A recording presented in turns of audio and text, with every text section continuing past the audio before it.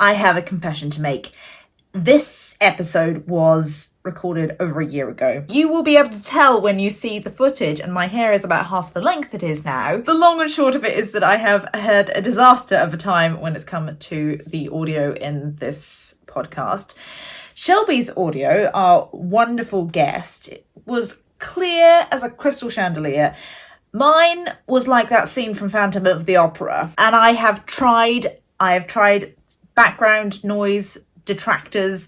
I've run it through an AI program that's supposed to clear up audio and make it sound professional, and it sounded worse. I did even consider re-recording all of my part of the video, and then I thought that's just going to sound really awkward and disingenuous when, you know, there's a year between the answers and the actual recording. So my apologies.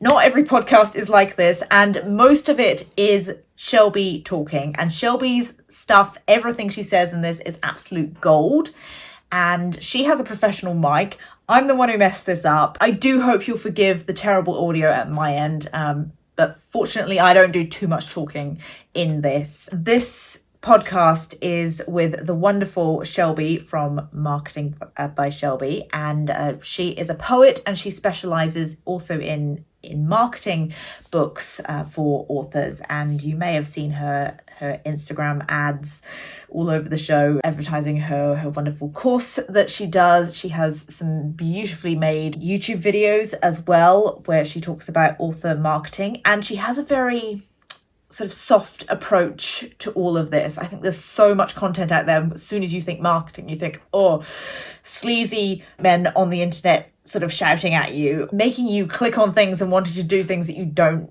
actually want to do. There's very much, probably has a Ferrari in the background, all that kind of thing. Shelby is the absolute antithesis to all of that, and I love it. I think you're going to get a lot from this as well. So without further ado, here is Shelby. Welcome, Shelby.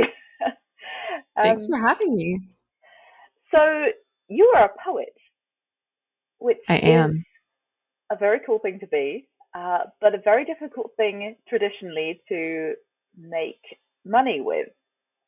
And yet you seem to have cracked the code.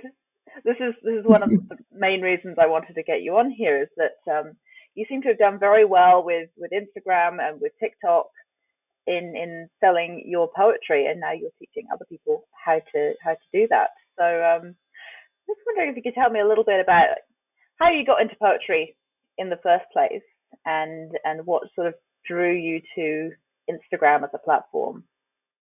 Yeah, definitely. That's a good question. Happy to be here. Thanks for inviting me on. I always wrote as a child. I always knew I wanted to be a writer. So that path was kind of my chosen path as a child. I knew that was going to be what I wanted to do. But yeah, I didn't expect to fall into poetry. And I didn't really start writing it until I started college. Whenever I was 18, moved away from my family, away from friends, navigating a lot of change, and started actually on Tumblr was when I first started kind of experimenting with poetry and writing it more. There were a lot of people sharing their poems on Tumblr at the time. So I was like, I could do that. I'm going to do that. But the problem was that I was like the most anxious, self-doubt filled person. So I did it anonymously and had, no name attached to my work. So things have certainly gotten stolen over the years. That's my fault. There was no credit given to myself. And so that's kind of how I got started. And then about a year after I started, I had, somewhat of an audience there, and I wanted to take it more seriously. I thought, maybe there's actually something here. And at the time, there were poets that were doing well for themselves. Rupi Kaur was taking off. Amanda Lovelace was one of the first like more modern poets that I found and really loved. And I was like, I think I could do this too. And so that's when I kind of learned about self-publishing and all of that. And I realized I kind of needed to have another platform, I felt, and Instagram was something that I had used personally for a while. So, I decided to go on Instagram as well and found an even bigger poetry community there that has grown. exponentially since I started like 6 or 7 years ago. But even at that time, I felt like it was a pretty big community and I made a lot of friends who also wrote poetry at the time. And yeah, I just had to like learn to shift to a more visual way of displaying my work that I hadn't really experimented with before. So it was definitely a learning curve, but it was really fun and definitely one of my top platforms now that I still use today. And then TikTok came along. And then TikTok came along. Yeah, when was that? I started in 2020 with that. So that was a few years after Instagram. Mm. No, that's so interesting. Like, I remember working at a bookshop and like Milk and Honey being best-selling book, and I was managing the poetry section at the time, and I remember just every time I had to reorder things, it was Milk and Honey, Milk and Honey, Milk and Honey. Hardly anything else in the poetry section sold. But I find this whole Instagram poetry thing so interesting, because when I work with traditional publishers, to design covers for poetry collections, usually the budgets are much smaller, and Mhm. like it's something I love to do because poetry is always fun to design for. But yeah, just across the board in publishing, to think that, well, it's poetry, so we'll be lucky if we sell a few hundred copies, kind of thing. Instagram seems to be the place where people are really killing it. Yeah, definitely. I feel like there's a really good group on Instagram and TikTok, and I think it just continues to grow every year Mm. with I know a lot of stores have expanded their poetry sections and have a lot more than just Shakespeare, for a while it was Yeah. just like the classics, right? And then Rupee. So I feel like it's expanded quite a bit, which is awesome to see too. And now you're teaching other people how to market their books, and I see you've been doing a big push recently for a new launch that you've done, and Yes, I, your just your today actually. your ads keep popping up in my feed as well. Oh, Hopefully not too much. I mean, But you're yeah. definitely you're very very present. You seem to have done a good job at getting the Instagram ads Yeah. to work for you. As long as it's Yeah. not, like, spammy, but, yeah, it's been a journey with I never ran ads for my books before, so I only learned for once I started this marketing side of, what I do, but, yeah, I came from a marketing background in college, studied marketing, and then worked in social Mm. media marketing for a while, so I just knew, like, these skills are so needed for authors, and, yeah, I felt like the social media focus was really missing. And it is just such a powerful tool for getting in front of readers for free. So it's an awesome tool, but I think it's underutilized and people aren't sure how to effectively use it. So I felt like there was a gap for sure. So yeah, I started teaching other authors about a year and a half ago. Yeah, and it seems to be doing pretty well for you as well.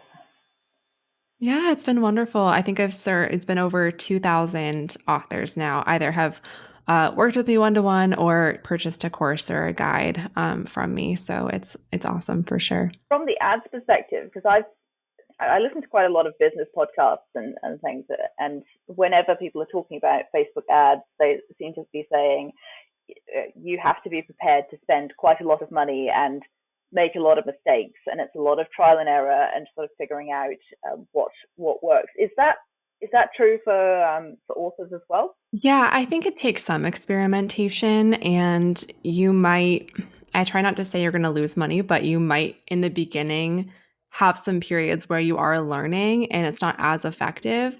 But I don't like to call it a waste because you are learning what will work for you. So, yeah, in the beginning, you can definitely have a small budget and still get sales from it. Or if you're running like lead ads to get people on your newsletter, you can get leads onto your newsletter for very, very low cost. So I think it's worth trying and experimenting with, but I didn't run and I still don't run ads to my books. I only really do organic marketing for my books. And it wasn't until I opened this business that I started selling them through my guides and courses through Facebook ads. So I definitely believe that you can if you want to, but if you are struggling on the budget side of things, you don't need to start with Facebook ads. So it's interesting as well because you started on Instagram a wee while ago, and presumably you've built this audience organically over quite a long period of time. And you always hear people saying, "Oh, the Instagram algorithm's so different now," and what used to work doesn't work anymore, which is definitely true. And you can't grow organically anymore. I think there's a lot of doom and gloom around the whole thing. Do you think in order to grow in the way that used to be possible, you need to be putting money into it? I don't believe so. I actually had my biggest period of growth last year. Mm. Um, and so I find, and honestly, with the algorithm thing and the changes, yes, things have changed and you should adapt. But I always believe that quality content that is engaging to people and resonates with your audience is always going to perform well. You might have some misses where you're surprised it didn't perform as well, or maybe it was bad timing. But in general, overall, I find that it's still very, very possible for a lot of these platforms because they want people to grow. It might not seem like it, but they don't want people to get discouraged and not use their app. And so Instagram has been coming out with a lot of features, newer features. They've kind of taken back their full force on reels and kind of going back to prioritizing photos and things like that, that I think were driving a lot of people away from wanting to create content.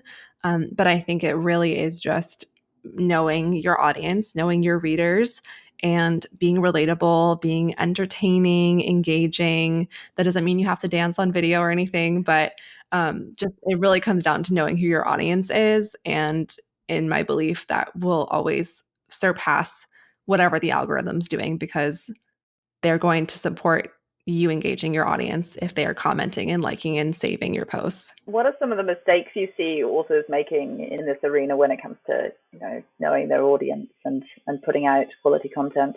I think that one of the mistakes is posting a lot of content about you that isn't necessarily for your audience. I like to, anything that you post, kind of think about, and you can give updates about yourself that aren't necessarily like for your reader. Like it's okay to make things about you, it's your page. But in general, just thinking about what is my intention with this post? Who am I speaking to? How can I make this more about my audience than about me?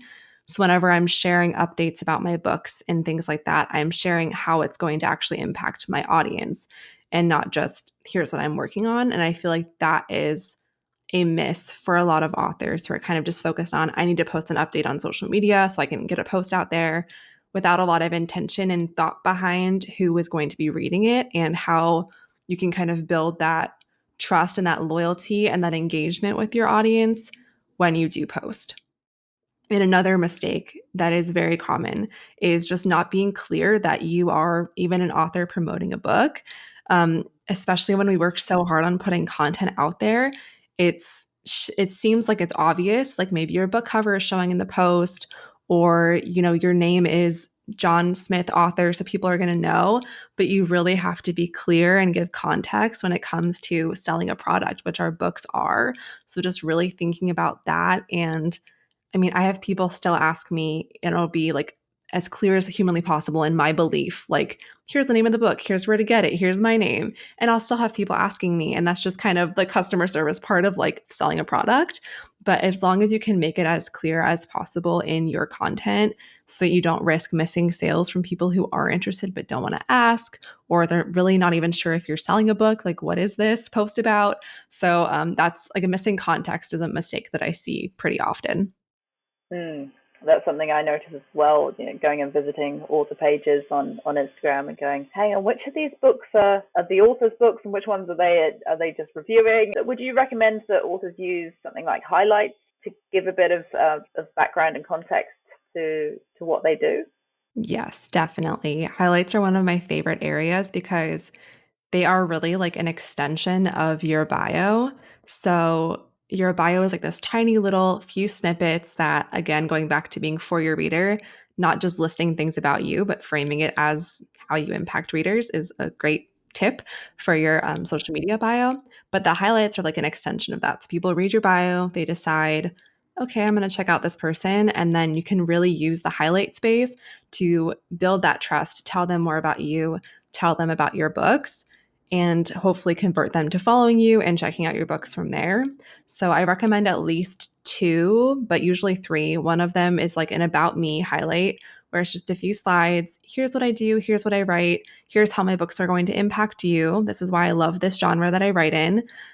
Here's my website to learn more about me or get on my newsletter. And then a highlight about your books. It can be, if you have a lot of books, maybe a couple different highlights, or like one for each series if you write series. But I have mine all together in one, and it's pretty short. You don't want to have people clicking through 100 slides, but just a couple slides for each book, what it's about, maybe a review and a link to buy, because you can add a link sticker to your stories, to your highlights, and get people directly where you want them to go, to that Amazon page, to your website. And so that's one that I definitely recommend having. It's just a clear like sales pitch right from the start when someone finds your page. And then the last one that I love to have is one that recognizes your readers, who are, if you have readers, posting reviews or sharing a photo of them with the book, reposting those to your story and adding those to your highlights. So you have this little highlight reel of social proof of people enjoying your book. And it also kind of recognizes your readers and says, thank you for sharing that you're reading my book. That's a great method as well. So I would recommend having those three on your Instagram profile. I love that. It's almost like treating your Instagram profile a bit like your website, where you have an about me, a book section, a testimonials section. It's, Exactly. It similar really way of is like a thinking about it. little mini website. It's like this little sales page for you and your work. So I think definitely utilizing those features that they have built in Yeah, makes it really easy to set them up, and it's worth doing for sure. absolutely. And if the top three posts as well that you can pin, is there anything in Yeah. particular you recommend for authors to put there? Yeah, I like to pin the most recent release that I've had. So I always kind of do like a more personal post around my release, and I recommend that as well, versus just popping up the cover and saying my book's out now, kind of telling us a little bit more in depth about the journey to having it published, or why you chose to write this book, what it means to you. That storytelling type of post can really be impactful for like a book launch. And so I would recommend pinning the most recent book launch. And then if you have a post that kind of highlights you, again, like about you, some facts about you, or like more in depth about your books and what you write, I would have those pinned as well. Those are the two that I have pinned. But some people like to just pin their most popular posts. And if those are very like relatable and resonate with what you do and would give people insight into what you do, then that's a good option. But Mm, sometimes authors will post things that aren't necessarily relevant to their books, and it might go viral, which is awesome. But is that the best representation of you? And is that going to sell your book? Or is it just a popular post? So it kind of exactly. depends. That's why yeah, I lean away from not necessarily just pinning things that are popular and pinning things that really are strategic and have meaning behind what you're trying to accomplish with your page. And I guess if you have a lead magnet, a free giveaway to get people on your newsletter, that kind of makes sense to have a call to action there as Absolutely. well. Yep. If you have a lead magnet running, you can definitely pin that to the top too. Yeah. If you were starting from scratch on Instagram, kind of a daunting thought. A lot of people will be in this position where thinking, oh, I should really get onto this whole Instagram thing, but it all feels very overwhelming. There's a lot to learn. I mean, oh gosh, I went off of Instagram for about a year where I maybe did the odd post, but and of course they didn't do very well because I didn't understand how the algorithm was working, and I felt like when I Mhm. came back there were all these new features. I kind of went, oh my goodness, but I don't know how this works. I'm going to have to learn again from scratch. So it can be very overwhelming, especially if you don't have any followers to start with. So what are some steps you would recommend for new authors or new to Instagram authors to get people interested in their books and following along with their journey? Yeah, that's a great question. So, the first thing is just setting up that author optimized bio that is speaking to your audience of readers. And I like to think of it as like a mission statement of what you kind of hope to achieve with your readers, how you hope to impact them or entertain them, make them laugh, make them cry, whatever it may be. that be a focus in your bio, and that you have a keyword in your username that kind of shares that you're an author or a writer.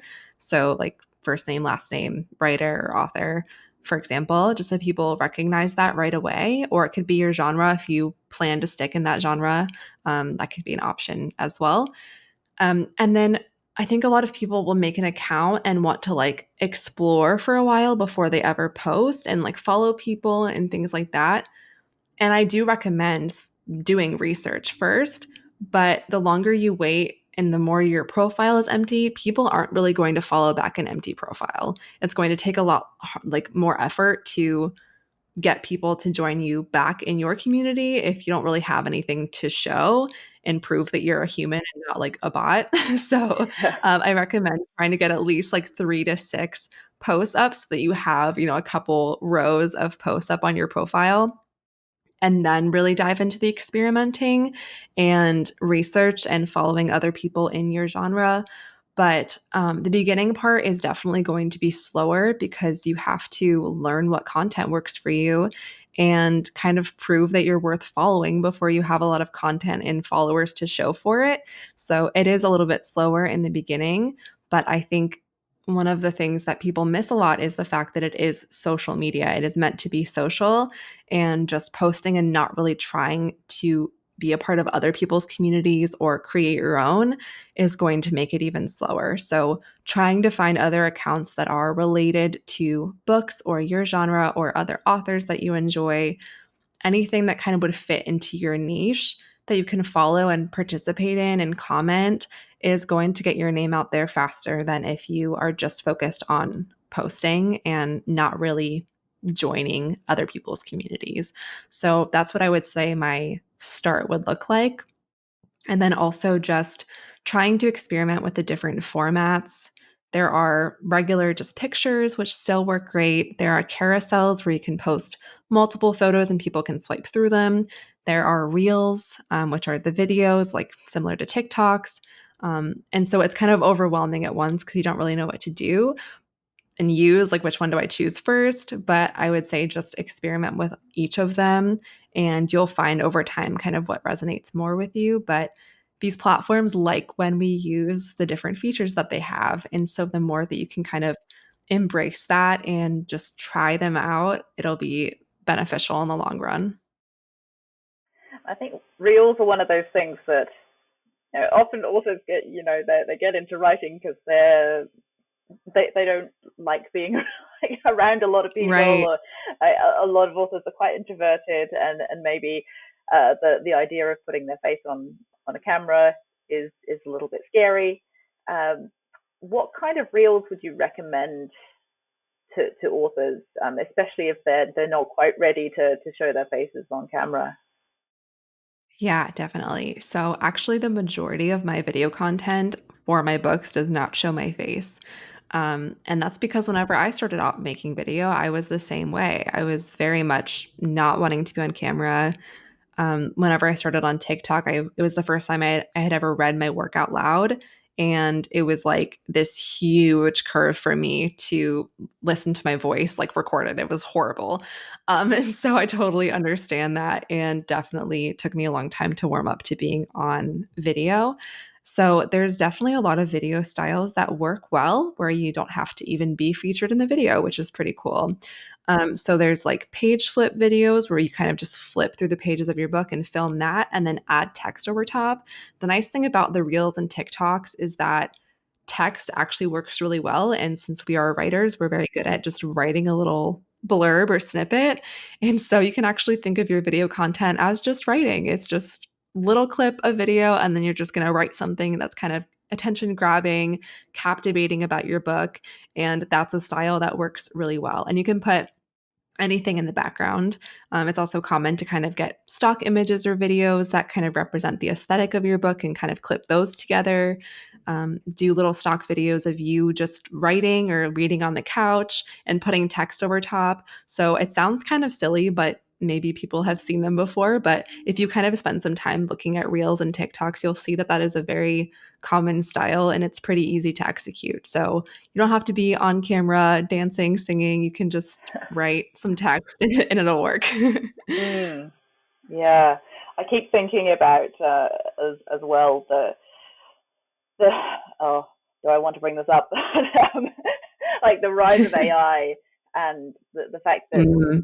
like a lot of us feel like we're our jobs are threatened by this, and Mm-hmm. that's why I kind of think that it's even more important to be showing your personality and showing the human side of you online, Yeah, because yeah, we're getting to a absolutely. point where the machines can do an awful lot of that, and I mean, at some point in the not too distant future, they can probably, be us as well. But Oof. at Yeah, at the no, moment, I mean, I feel that the one thing that AI can't replace is that human connection, at least not yet. absolutely. Mm. Absolutely. Oh gosh, I hope that that's not in the future. But no, I think that the loyalty and the trust and the friendliness and the community that you can build on social media by being yourself and occasionally showing up. It doesn't have to be every single day that you're, getting on camera or anything, but definitely bringing my face into it and being more about my personality was when I really started seeing that growth for myself. And I think that it just really helped kind of solidify the community that I was building and make people Mm. feel like they could talk to me and feel like they could connect with me, which really helps with sales. So, yeah, it's certainly something that I think AI can't replace, but something that I think should also be on authors' minds as they delve into social media, to try to work over if you do have that fear of kind of being more facing, showing your face is what I'm trying to say. I would just recommend that you try to warm up to that over time. Yeah, it's one of those things where I mean, you can practice it and record yourself talking about, whether it's talking about your book, talking about other people's books. I, that's how I started out doing all the video stuff. Is Yeah. I started on BookTube, gosh, about 8 years ago, and I look back at my first videos now, and they're not good.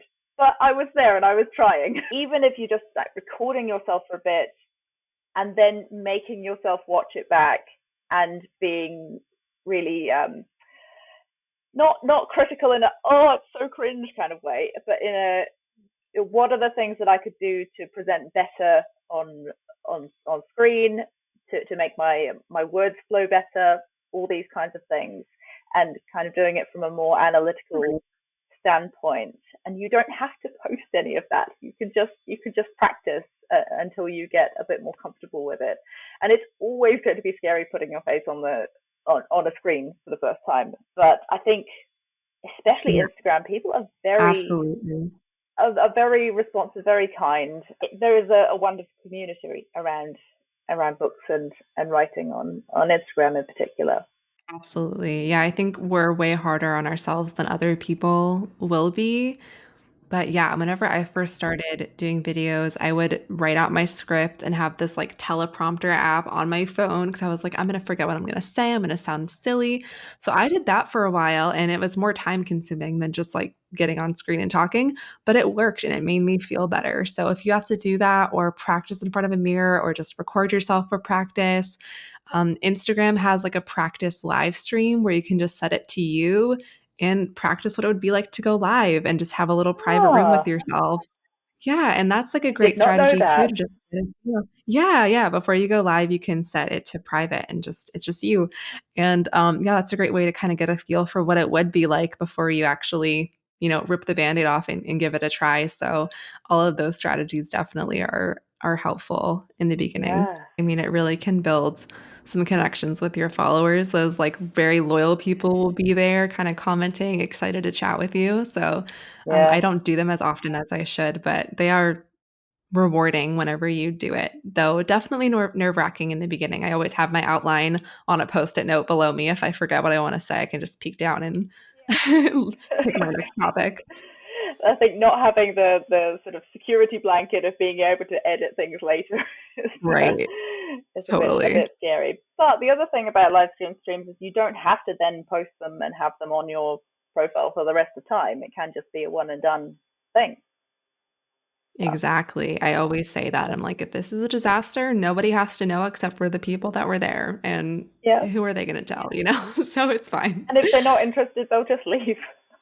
I know that Right. sounds Yeah, harsh, but exactly. yeah. Exactly. Mm. I want to briefly ask you about the whole TikTok thing because for me, I, I've been on Instagram and doing Instagram for a long time, but the TikTok thing, I don't know. I feel very lost, and I certainly don't feel qualified to give any advice on on the world of TikTok. So, I'm wondering how the author sphere and book sphere on TikTok differs to on Instagram. Yeah, that's a good question. The book community on TikTok is huge. I mean, it is wild how many Mm, people are participating and sharing book reviews on TikTok, how many people watch them. And I think in both spaces, I would say that authors and readers interact, but I do think they interact more on Instagram than on TikTok. Um, just because I feel like the book talk space is very for readers. They're sharing reviews of their books and authors. Like, I'm a part of TikTok for sure. I sell the majority of my books through TikTok, and mm, it is wonderful. Um, but I feel like I'm not necessarily a part of book talk, if that makes sense. Like, I'm posting to well, for me specifically in poetry, I feel like a lot of the book talk content is more like fiction based. And so I'm trying to reach an audience of like people with mental health experiences that they want to like relate to with my poetry books and things like that. So I feel like I'm not as like in that like book talk community as some other authors might feel. So I don't want to speak for them. But I do feel like there is a little bit more of a disconnect with authors and readers like mixing on those platforms, and I think that readers should definitely have their space to post their reviews without like authors kind of watching over that or making them feel like authors are a part of it. But at the same time, there are a ton of authors seeing success talking about their books and building up communities of their readers on TikTok. So it's interesting. It's definitely a more authentic vibe to me than Instagram, which I think is changed a lot, but it still can be kind of the pretty graphics and all of that. Whereas TikTok is like, here's me, here's my homemade video, and it's 10 seconds mm, long, and this is what I have. Like, it's very fast paced and just a different vibe than Instagram for me. But I really like it. And at first, I did not at all, and I didn't know what was going on. Then I think that's a lot of people's experience, but it is really a nice community. I actually find the community on TikTok to just be a lot friendlier, to be honest, than on mm. Instagram. But that might be a unique experience with my audiences. I'm not sure, but yeah, I've really enjoyed TikTok and a few years in, I just love it. So yeah. And are you posting different things on different on the two different platforms? Yeah, I do post different content. What works on Instagram doesn't necessarily translate as much for me on TikTok, but there are authors that post the same things to both and do well. So I think it kind of depends on the genre as well, but TikTok this year started offering carousels as a post style, and those have been working really well. It's interesting to see like them try to start shifting to including photos as well. So it's not all video. So hopefully that alleviates some people who think it's all video. You can definitely post pictures, but it needs to be engaging still and adding text over top to kind of hook people in. But I've been Mm, doing that a lot. And then voiceovers do really well for me on TikTok where I'm reading the poem out loud. Whereas whenever I've tried to convert that to Instagram, it just hasn't really resonated as much. I think people are still, for me at least, used to photos and kind of silence as they're scrolling through Instagram versus there being a lot of video content. So that's kind of what I've noticed for myself on the two platforms. mm. And setting up a new TikTok, does that are there similar principles to if you're setting up a new Instagram? Yeah, I would say it's pretty similar. I think that it probably takes more of a learning curve because at first the the algorithm's not going to know what you like, and it does take a little bit of time. But as soon as you start searching for your genre, or even just searching book talk and looking at the types of content, you'll start to learn what it's all about with that hook in the beginning and kind of a fast-paced Yeah. style. But yeah, it's same with the author optimized bio. You have way less space on TikTok, which is kind of annoying to say anything in that little amount of space. And then you also can't have a link in your bio until you have 1,000 followers, which is frustrating. Um, but you can link your Instagram to it. So that's a great way to kind of cross promote and get people from TikTok to Instagram so they can check out your website. And if your books are available on retailers, I've done some experiments with this myself, and people just go straight to Amazon to search for a book for the most part. So not having the link is kind of annoying, but you'll still be able to get traction. And there's been plenty of authors who have made sales without before reaching that 1,000 follower mark. But it's really interesting just because with the algorithm, you don't have to have any followers to get views and to get traction. Whereas I find with Instagram, you really have to spend that time engaging with people and following people and building that community before you'll really start seeing a lot of engagement yourself. But I've had accounts where both myself and people that I've worked with, where their first video goes viral and they've had 0 followers and now they have, however many. So, and you don't need to go viral either to sell books, but that's just an example. So it's really cool. It's a cool environment to be in where you can have 20 followers and still make sales and still be successful. That's really interesting. And do you do you recommend trying out sort of paid ads on TikTok as well? I personally haven't delved into those. I really enjoy the organic algorithm. I have one example where we boosted one of my posts when it was performing well, like put ad money behind it, and it just completely stopped showing it to anyone. Like it just went poorly. So I haven't tried it. It's been a while since that happened. Yeah, it was really strange. So it's been a while since I've tried it, and I know that there are some authors using it and seeing more success than I did, but it's a very mixed bag. I'm also hearing like it didn't reach the right people at all. I got some like a lot of likes, but not a single person like clicked on it. So yeah, I don't know, but I'm not an expert on the ad portion. Just the organic portion is where I make my sales. It does feel like a bit of a minefield when you've got all these different platforms, and then all their ads are a completely different algorithm again, and it's like getting your head around all of Yeah. it can be a bit overwhelming. Mm. Yeah, definitely. I know a lot of authors too are taking their TikToks and using them as Facebook ads because like real style ads are doing so well. So I use a lot of those for my guides as well, where it's more of a real style ad. So that's a good way to repurpose as well. If you are running Facebook ads, try out some of your TikTok/real style on there, and it's been doing well for people. What I like about your ads as well, for your latest launch, you've done these sort of handwriting. It's very simple. It's Hmm. it.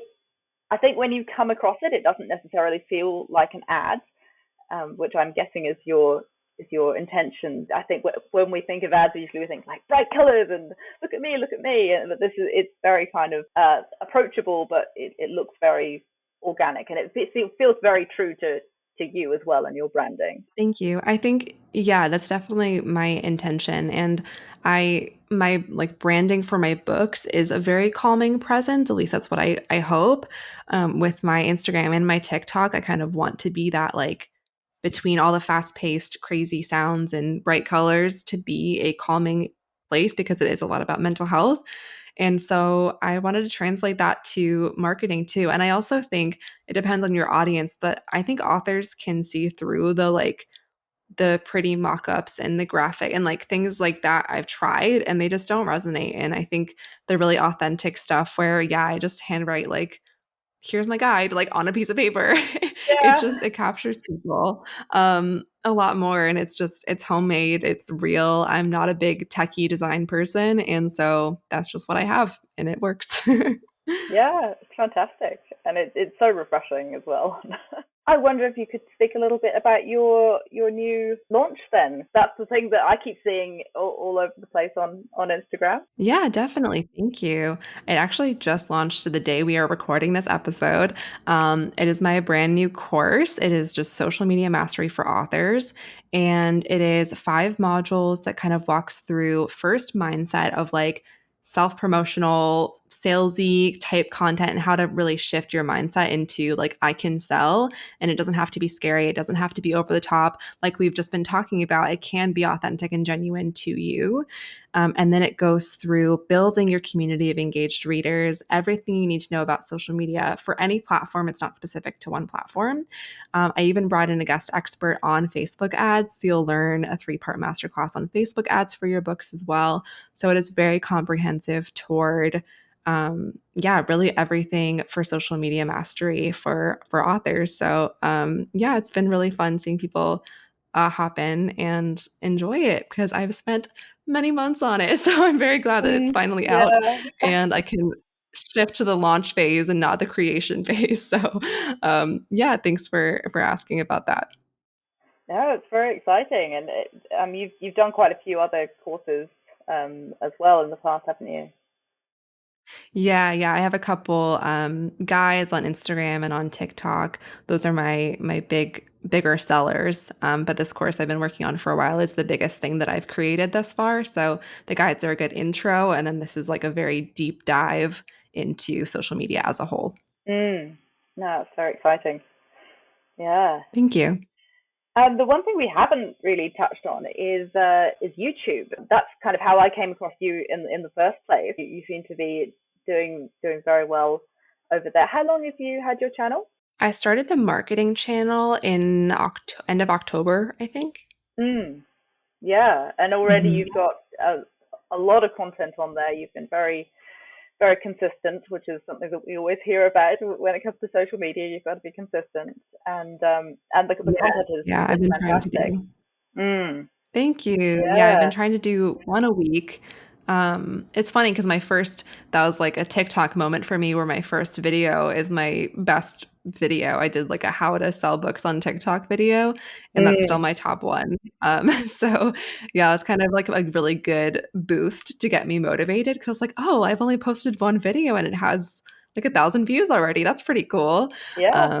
And so yeah, no, but it's been really, really fun. I've expanded my audience because I really only stuck to TikTok and Instagram for so long. And yeah, finding the booktube community and the authors on YouTube has been really, really enjoyable too. So it's been fun. And you think there's a place for that longer form content in this sphere as well? Yeah, definitely. I mean, I'm having fun educating people on marketing. I haven't delved into it too much as an author from the perspective of promoting my poetry books on there. I do have another channel that I post. I have like a self-love podcast and I post episodes on there.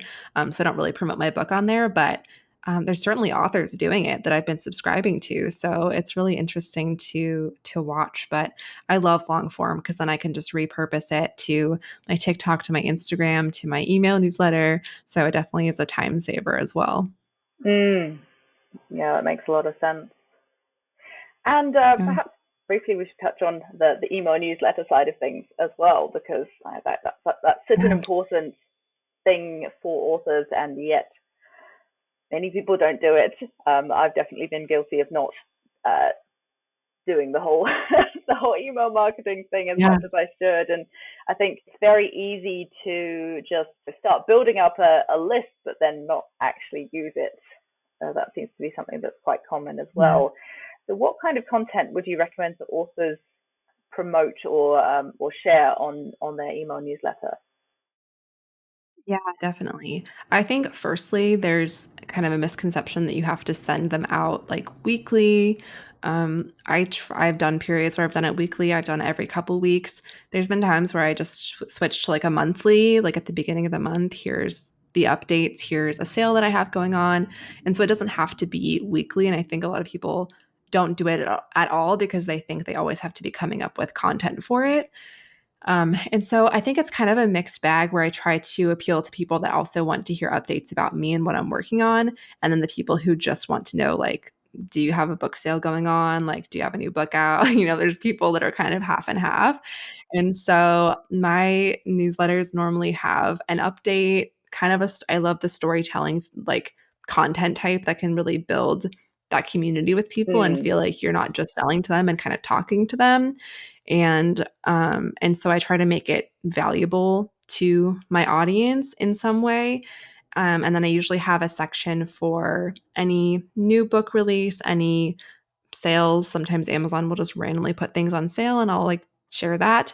Any giveaway that I might be doing. And then I always feature a reader in my newsletter, whether that's someone who like tagged me in a picture of them reading my book or a recent review. So I always have my reader of the week section and I tell people how they could be featured in it, That's and lovely. that gets good engagement. Yeah, that gets good Mm. engagement because people wanna be featured, and so that's something that I definitely recommend doing, even if you feel like you don't have that many reviews. If you have a comment of someone saying like, "Oh, this book sounds cool," like, just pick that, like, take a screenshot.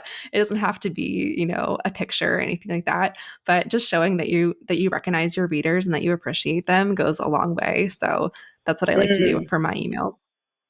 Yeah, and do you have conversations with people via email from your newsletter? Yeah, yeah, I do usually get some responses from to my newsletter. I would say I get probably more engagement from social media, but I do get responses to my newsletter. I've done things like well, one, I always try to ask a question for them to respond to in the email, but I've done things like I had an extra like audiobook whenever my audiobook came out, and just respond to this email if you want to enter the giveaway. And like you don't Mm. have to say anything specific, just like respond. And that kind of improves deliverability of your emails because it shows like Gmail and things like that people are actually engaging with your emails. They're not spammy. So I try to do like incorporate things like that kind of gets people talking to me, and then some people ended up responding and asking me about my books, and we kind of talked back and forth. So it can kind Mm. of build community in that way too. Yeah, no, that's fantastic. I think getting people used to responding to email newsletters as well is Hmm. it's a tricky thing to do because people are used to sort of opening email, sort of scrolling through it if they do open it in the first place, and then just archiving it or binning it. But yeah, I think that's it's a really important thing, as you say, for the deliverability and having it not flagged as spam. Right. Yeah. And I think Mm. if you can just talk to people instead of it being yes, it's a form of marketing, but if you can just pretend like you're just talking to someone and having a conversation with them and ask them a question, I think that helps people see like, oh, there's a human on the other side that I can respond to Yeah, and answer their question. I think that goes a long way. absolutely. That's very true. This has been such a valuable resource, and I've learned a lot from you, and I'm sure that our listeners will have learned a lot as well. Where can people go to find more of this content? Thank you. So I am posting weekly on YouTube at Marketing by Shelby. And for other book marketing tips that I share on Instagram, I'm at writers.poets. If you search my name, Shelby Lee, you'll also probably find my main author account where I post my poetry as well. But you'll find links to my website and my courses and all of that on those platforms. Yeah, and go and check out this new course as well. Yes, thank you. I'm very excited about it. Mm. Well, if you made it to the end with that dreadful audio on my end, I am very, very thankful to you. I hope you got as much out of this as I did. Shelby is just a font of wisdom when it comes to social media marketing for authors, and I do recommend going and checking her out on YouTube and Instagram and on TikTok as well if you're on that platform. All the links will be in the description. As always, thank you so much for watching, and I'll see you in the next one. Bye.